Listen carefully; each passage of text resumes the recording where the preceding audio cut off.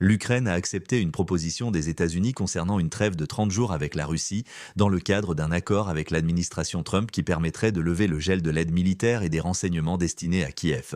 Nick Wadhams, responsable de l'équipe de sécurité nationale de Bloomberg News, a rejoint l'émission Business Week pour analyser les conséquences de cet accord pour l'Ukraine, la Russie et les États-Unis. Cet accord, présenté dans une déclaration conjointe, fait suite à des discussions de 8 heures en Arabie Saoudite mardi qui ont ouvert la possibilité d'une pause dans la guerre de 3 ans que mène la Russie contre l'Ukraine. Les États-Unis soumettront cette proposition au président russe, Vladimir Poutine, pour obtenir son aval. Le président Donald Trump a exprimé l'espoir que Poutine accepte cette offre, permettant ainsi de faire avancer le processus de paix. Lors des discussions à Jeddah, le conseiller à la sécurité nationale des États-Unis, Mike Waltz, a souligné que la délégation ukrainienne avait pris des mesures concrètes en acceptant non seulement un cessez-le-feu total, mais aussi en abordant des solutions sur la manière dont la guerre pourrait prendre fin de manière permanente et sur les garanties nécessaires pour la sécurité et la prospérité future de l'Ukraine. Les États-Unis et l'Ukraine ont aussi évoqué la possibilité d'échanges de prisonniers avec la Russie pendant la trêve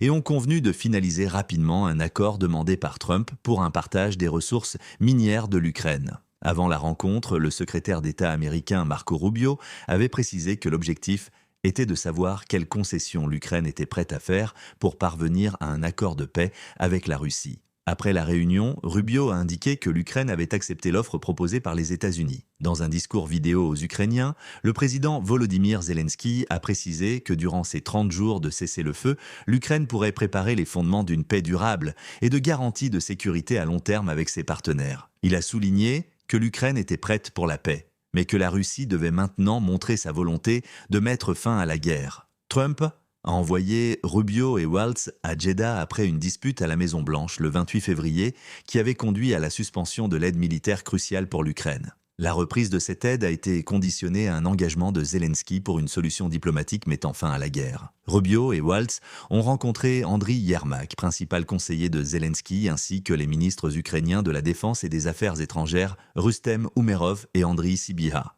Le ministre saoudien des Affaires étrangères était également présent. Zelensky avait rencontré plus tôt le prince héritier saoudien Mohammed Ben Salman, mais avait quitté Jeddah avant que les discussions avec les États-Unis ne commencent. Prochaine étape à Moscou. Les prochains développements pourraient intervenir dans les jours à venir avec une rencontre entre l'envoyé américain au Moyen-Orient, Steve Witkoff, et Poutine à Moscou. Parmi les leviers que Witkoff pourrait utiliser pour convaincre Poutine d'accepter la trêve, un sommet avec Trump pourrait être envisagé. Moscou a exprimé son rejet concernant l'idée de déployer des troupes européennes en Ukraine pour servir de casque bleu si un accord de paix venait à être conclu. Le Kremlin insiste également sur la neutralité de l'Ukraine et sur des restrictions concernant ses forces militaires, tout en exigeant que l'Ukraine renonce à son projet d'adhésion à l'OTAN. Des responsables de la sécurité en Occident avertissent que Poutine formule des demandes maximalistes, sachant qu'elles seront inacceptables pour l'Ukraine et l'Europe, et qu'il semble prêt à poursuivre la guerre, selon un rapport de Bloomberg. Aucune réaction immédiate des autorités russes